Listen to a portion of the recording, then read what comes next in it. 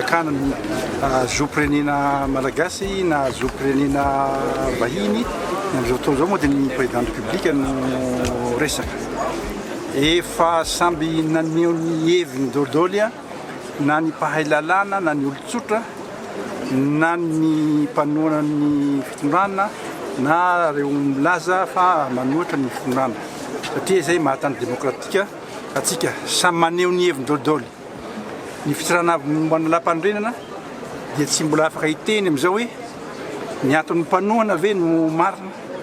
sa ny aton'ny mpanohatra ve no marina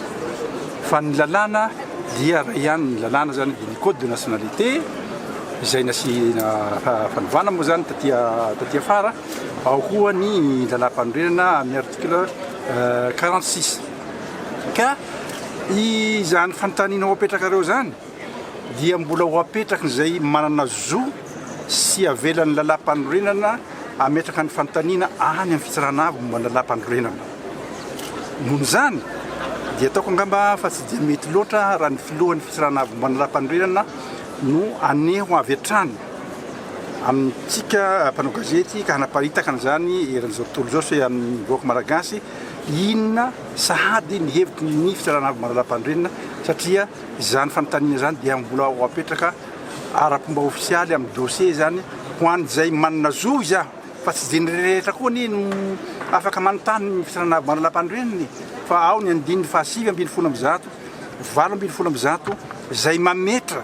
hoe iza daholo no manam-pahefana zany afaka mametraka an'izany fanontaniana zany amin'ny fitsarana avy momba ny lalam-panorenana dia ho avy zany ato efa tonga any amin'ilay dossier zany fa ny ankehitriny dia mbola tsy afaka hiteny. Lalàna ky samby rahantsika mamaky ny code de nationalité sy ny constitution